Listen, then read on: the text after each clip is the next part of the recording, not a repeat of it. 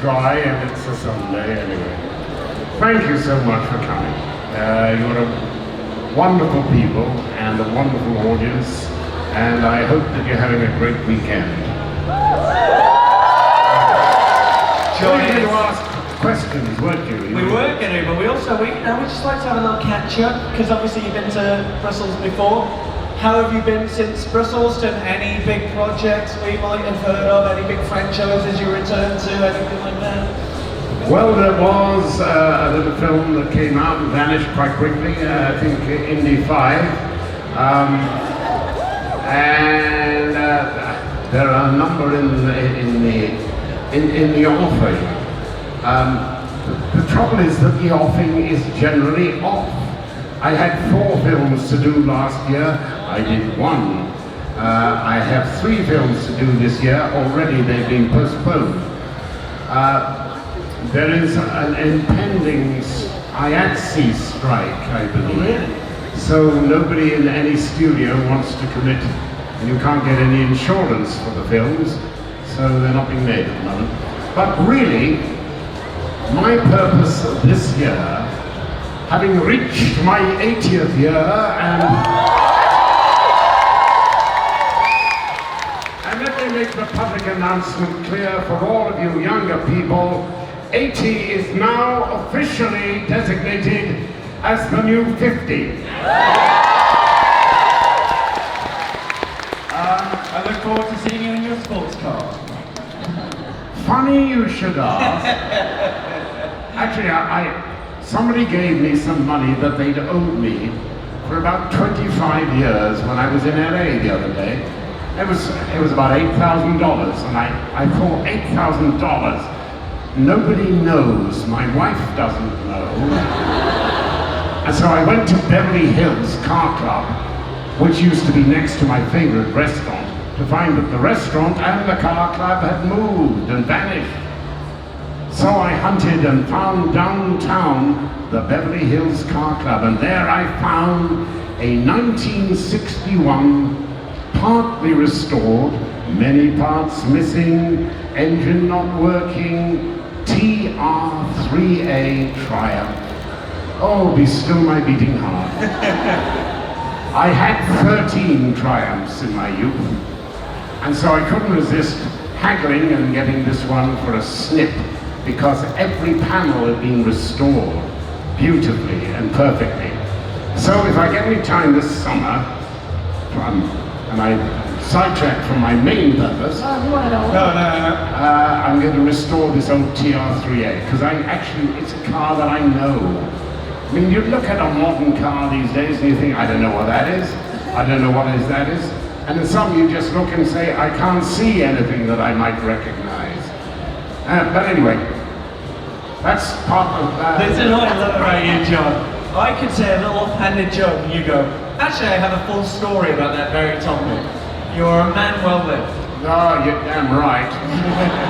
And all of you must be.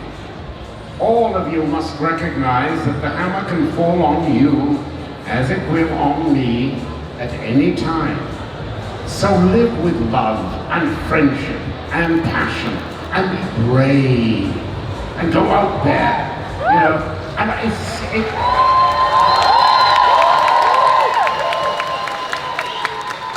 Anyway, let's get back to oh, by the way, there is a total little arsehole out there who actually 2 weeks ago was pretending to be Bob Dylan.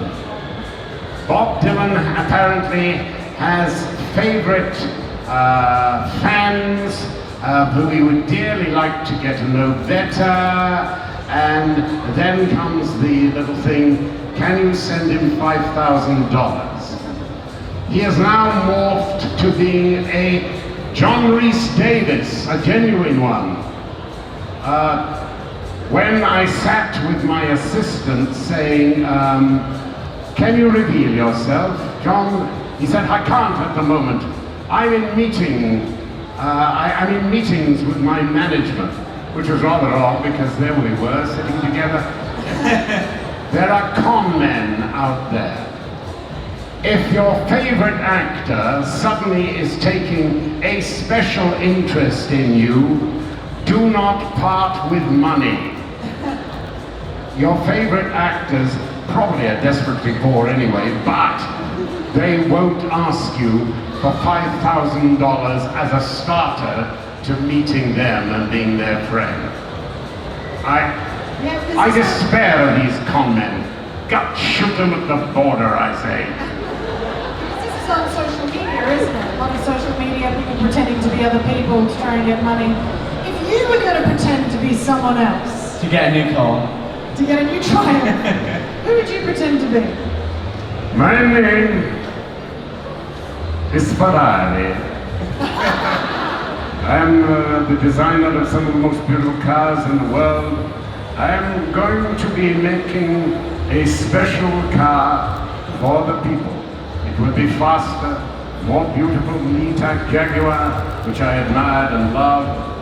And I'm going to sell it only. No, I'm going to give it really to just a few favorite fans of mine. So if each of you will send me $100,000. What I loved about that when you started, I genuinely thought you were going to go, hello, my name is Kermit the Frog. I just don't know what happened in my brain. I was like, that's amazing. We're going to talk to you, I don't know if you know this, John, but there's a few fans in this convention of a certain franchise you were in. Just about 20, 25 years ago. Some fantasy thing you did, I don't know if you remember. You played... Where was it made? It's New Zealand? No, not Australia. Australia or New Zealand, something like that. Oh yeah, I think I was there once. For a short life sentence. Wonderful, isn't it? Yes. It's amazing. Like, so many people, I mean... What's this? Who likes Lord of the Rings?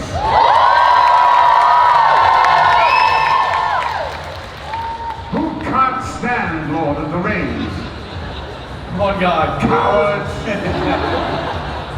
It's incredible. Like, I know we've talked about this before, but like, what a testament to a set of films, and obviously Tolkien's legacy has been, was 75 years this year, is it? I can't remember. Yes, it's the 25th anniversary, I think, of the first one. Isn't it? Yeah, so there's like big anniversaries of the books and the films.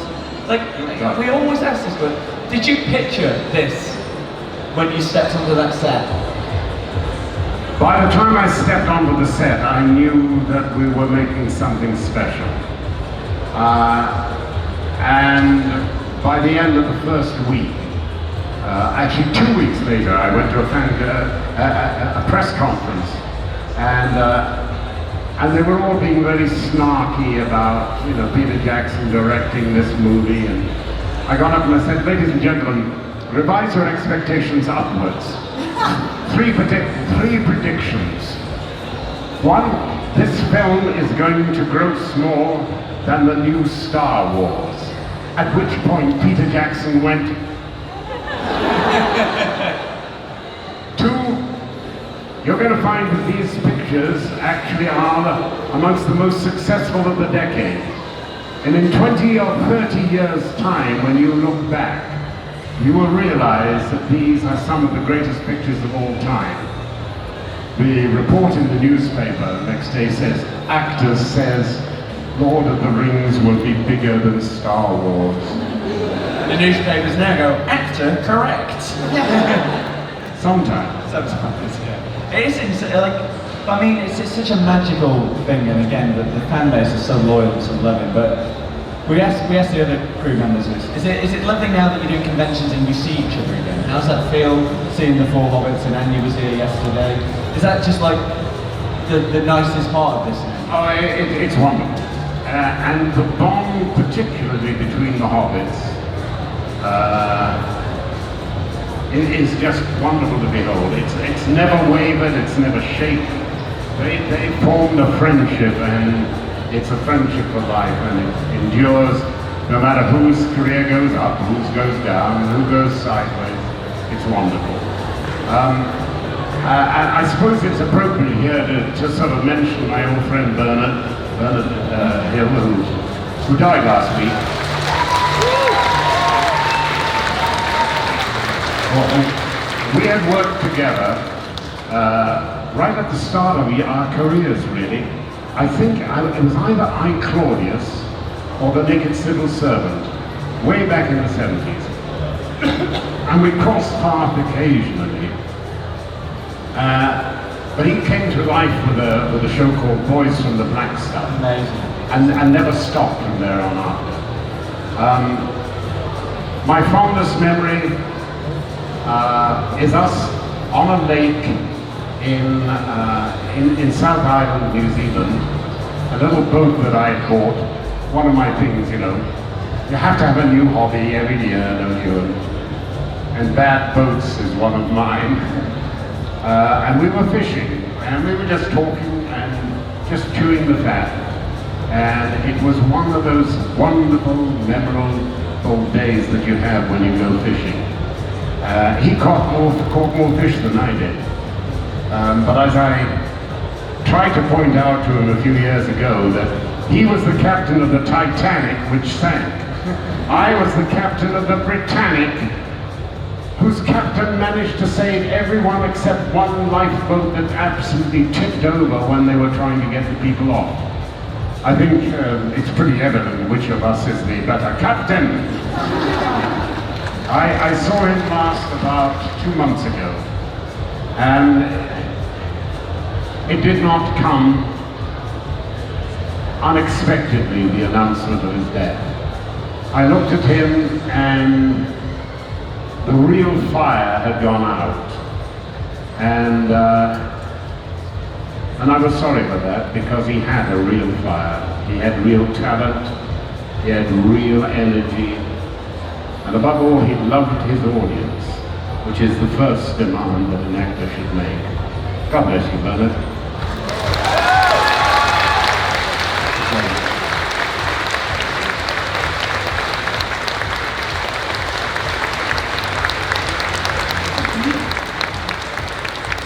It's going to be awful now when I go, what's your favourite memory? What's my favorite memory? Yeah, what's your favourite memory of all time? Of all time? All time, your best memory. Well, you know,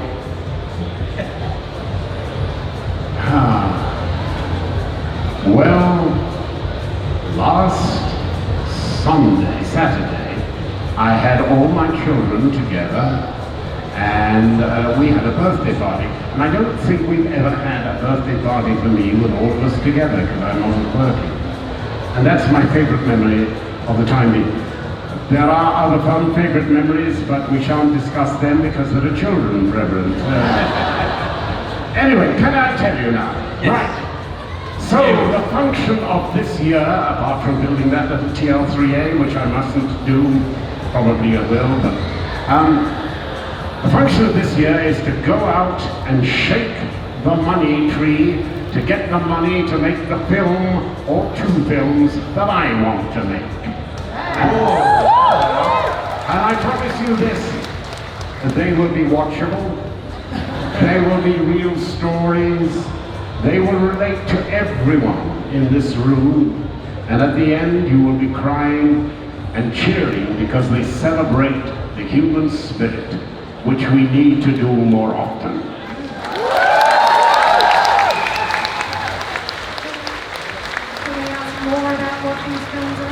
Yeah, would you tell us any details about the films you want to make? Well, it's set a long time ago, but everyone in this room,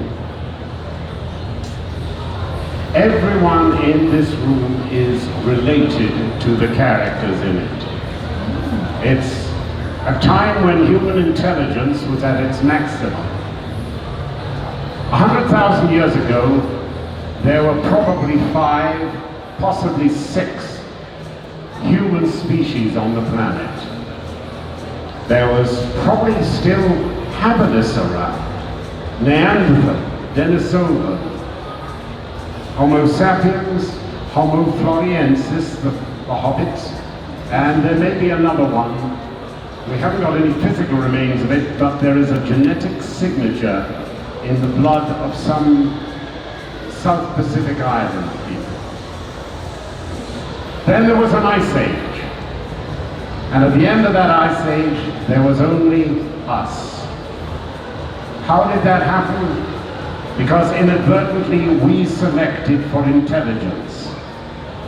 If you select for intelligence, however haphazardly, the most intelligent who can find enough food live long enough to have children. But the consequences are not just survival. When you select for intelligence, you select for a big brain. When you select for a big brain, you select for a big skull. That big skull has to pass through the birth canal, and that kills women. Our ancestors, the males were sometimes 20, 30, you'll find their remains 40 years old, 50 years old, even 60-year-olds. I hear that 50 is the new 80, apparently. 50 is the new 80. 50 is the new 80, Yeah. but it wasn't then.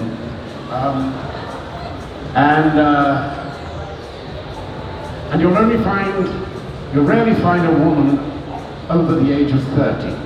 The life expectancy of your ancestors up until the end of the Stone Age was 21 years. We are all descended from teenage girls who did whatever it took before they died in childbirth at the age of 16. Did whatever it took to make sure that that baby lived. And we are descended from them. And I wanted to look at them because they were bigger brain and probably more intelligent than we are. There is a belief that human intelligence is on the decline. These are very smart people and fighting in a very alien, cold, terrifying world where you cannot afford to make mistakes. It's a love story, it's an adventure story, and you will love it. Now all I need is someone to part with some money, you moguls in bloody Hollywood. Yeah, John will be contacting you on Instagram, asking for funding. Definitely him. I mean, I will say that we've got some very intelligent people here today, and with that in mind, we do want to go to you guys for some questions. We know a lot of you have got questions, so if you do have a question, please raise your hand. I'll get you down at the beginning. We might not be able to get to some of you just because it's so around, but Thomas, I'll come down here and then someone's coming for a microphone with you. Come down. Hi, who can drink more beer, Gimli or Legolas, and was there really a battle between you and him? I hate that smirk on that little fella's face there. It's quite evident that an elf will shoot at anything. He'll drink alcohol-free beer.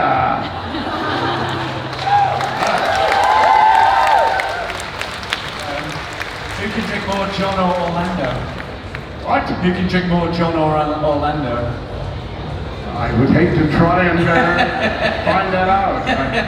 My drinking days are thankfully over. But well, maybe. Hands up again, here we've got. Oh, Thomas. Yeah, Thomas has got one there, and then we'll come to you two. We just need, we'll just Hello? get the mic up. Yeah. Hello.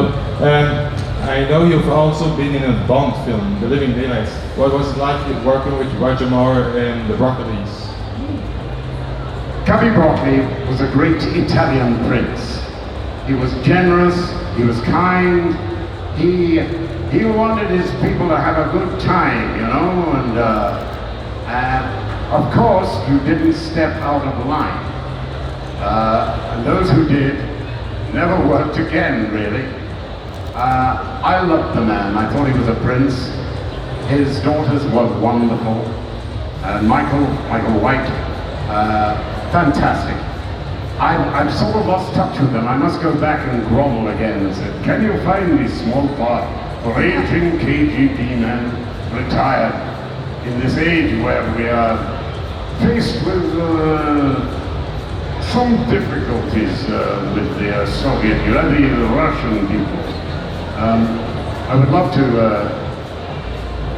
Russians have sadly become the new villains again, haven't they? I suppose it helps because after the Russians did, the South Africans had become villains. You've got to have bad people somewhere, haven't you? Unfortunately, right at the moment, the world seems to be rather full of more of them, don't you think? Okay, sorry. Yeah, you don't want to go down that road right now, but yeah. Yeah.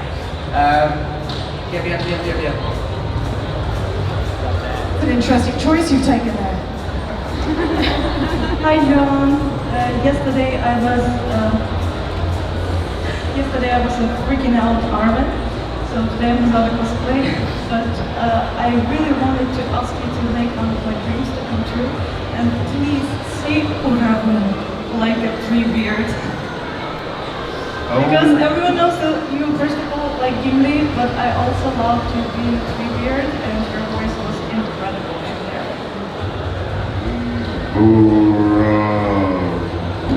Something like that?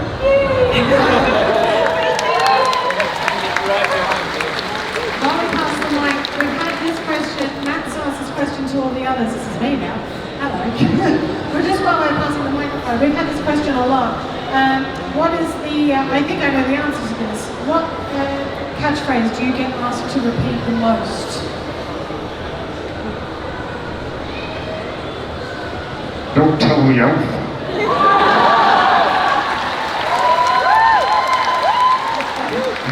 You were the start of that one, weren't you? Because you've got that sort of mind, haven't you? I just know what other people tell me. Trust me. That's the one you were thinking about. I've met girls like you before. Thank God. Hello there. Just not probably a question, but I wanted to give you a drawing. And would you be so kind as to see the sentence in here? Read the sentence. It's the Battle of Minas Tirith. Ah! That still only counts as one. You can keep it. Thank you. Yep, we'll come down the line. 1 second. Hello, and welcome to Brussels. I wanted to ask, at 80, besides an 18 KGB agent, what is a role you would still like to play? Well, new parts, really. I never played Lear. I never played Prospero in the theatre. But those are Shakespearean parts. There are still parts that I want to play, but really, for the next few years, as long as I'm still cogent, I really want to make one or two of the films that I want to make, and I want to finish writing some of the things that I've been writing all over the years. I really didn't want to become an actor, you know. I quite liked acting, but the theory was that all actors are out of work for 6 months of the year, and in those 6 months I would be writing the masterpieces for which you would now be cheering me on. Unfortunately, I had 7 weeks out of work in the first 5 years, and I've been a busy working actor.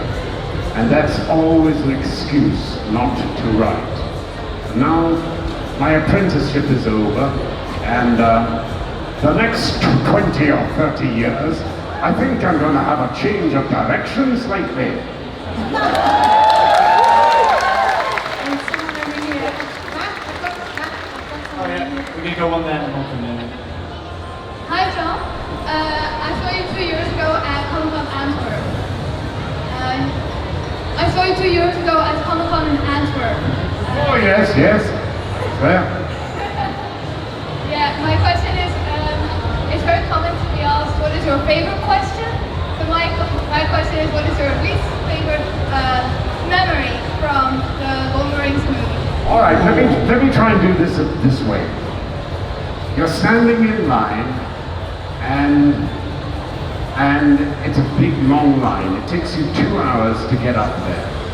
First of all, believe me, the actor has probably heard that you like Lord of the Rings, Sliders, Raiders of the Lost Ark, and you're a real fan of this, and the other. This is all very sweet, and it's you giving him a tribute. But perhaps it's not the most useful thing of your time. I always find more touching those things who say, you know, I watched Lord of the Rings with my mother and father when they were ill or when I was ill, and they saved our family. Those things always resonate. The other thing is, if you want to take a photo of the actor, you know, get your camera out first and take the photo when he's signing rather than wait for him to sign and give it back to you and then say, can I take a photo? And then pull it out. The damnable thing about these things is that at a certain point it becomes impossible to talk to people. You know, there are just too many people to be able to talk to. And that I find very frustrating because I learn more from my audience than my audience ever learns from me. What's my favorite question? My favorite question is always, what's your favorite part? To which I can always say, the next one.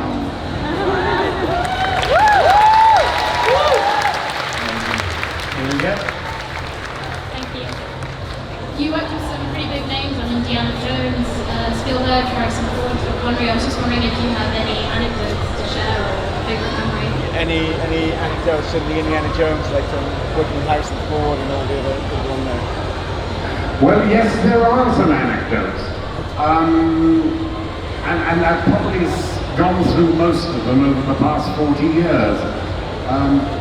But I think what you have to do is wait for the biography to come out. There might be something more interesting in there. You've always got to keep a few up your sleeve, you know. Do we have any more questions to John? Where is Thomas? I cannot see. I don't know where. Because we're almost out of time. Oh, we're almost out. Oh, yeah. I don't know if we can physically get to you. Sorry.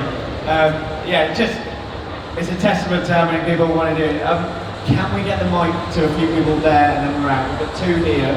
So what I'm going to do, I'm going to come down and move there. So I think you guys can pass the mic. You just send it back. Hello. Hello. What I would love to ask you, but it's not very relevant to most people, I'd say, is what's your favourite between Kirk, Michael and Tim Walls, and where you like to go drinking in the Isle of Man?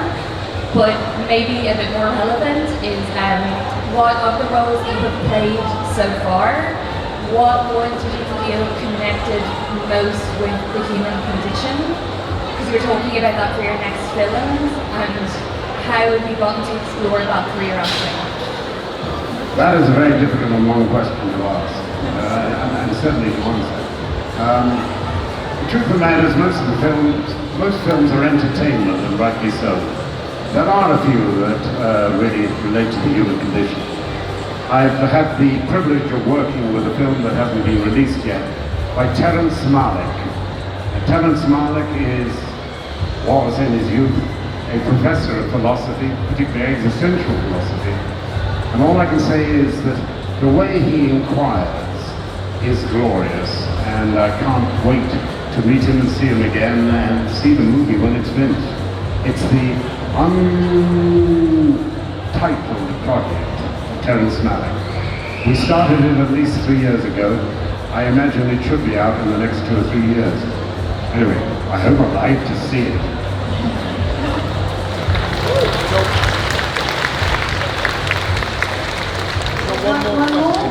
Hello.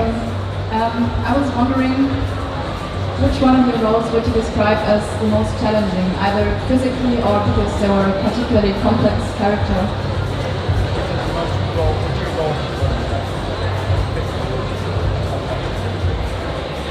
I think Gimli was physically the most challenging, basically because by the time they put the boots on and the helmet on and the armor on and the axes on, you know, I was about 80 pounds heavier. That's about 38 kilos to you people. Is that right? Yeah, about that. And then Peter Jackson would say, run up the hill. This is one of the reasons why I won't be reprising Gimli in the near future. We we were saying with the others as well, it would be nice if they did an animated or a puppet version of it. You could then voice instead. I met a chap, and I hope that he will see this. I met a chap in Calgary, I think, who came up with a lovely little animated idea for a Gimli film. I'm not going to, it's only a 20-minute short that he wanted to do. I was so impressed with it, and I'm hoping that I'm going to have his number somewhere.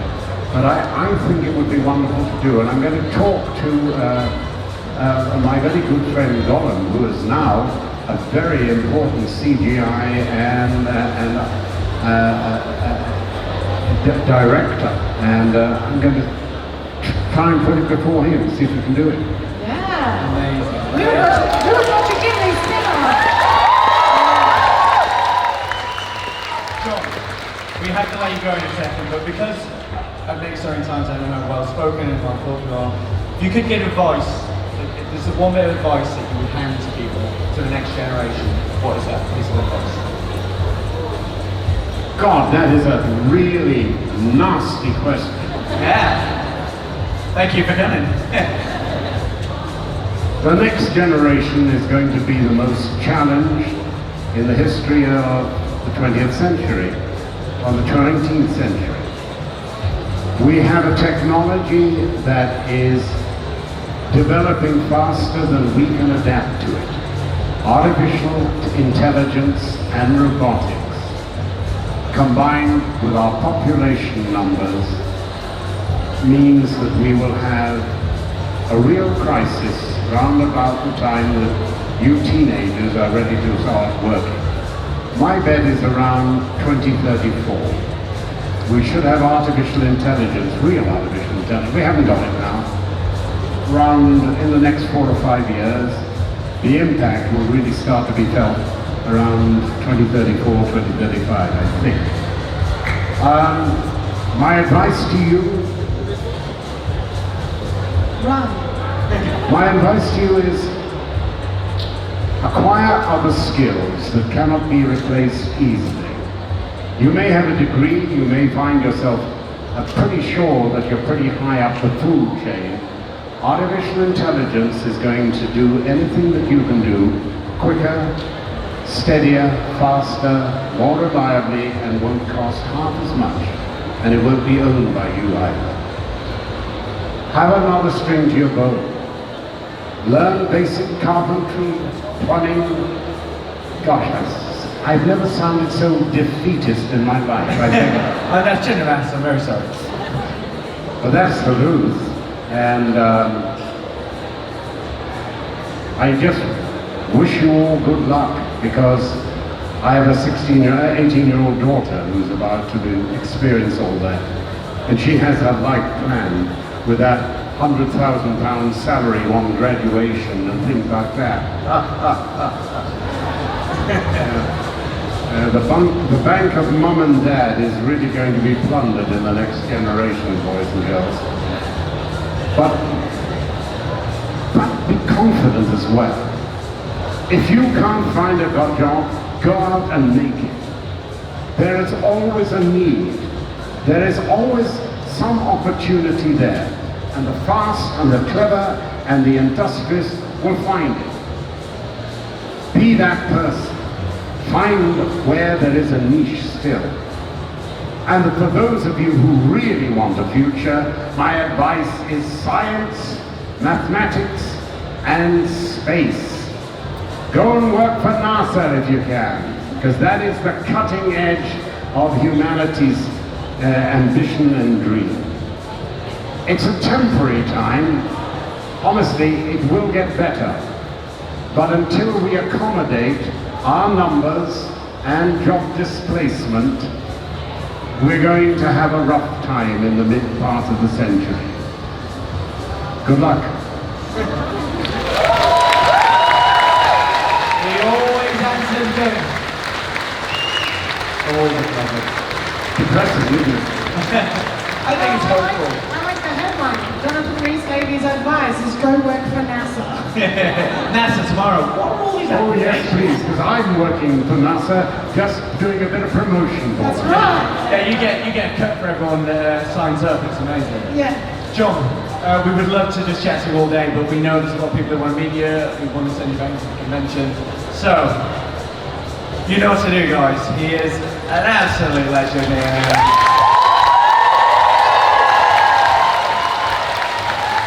You're a wonderful audience and you've been very patient, and I hope I haven't depressed you too much. John, you've been amazing. We'd like to get a photo with everyone who's here so you guys know what to do behind us. So here we go.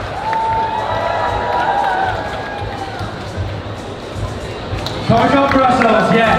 As long as you can.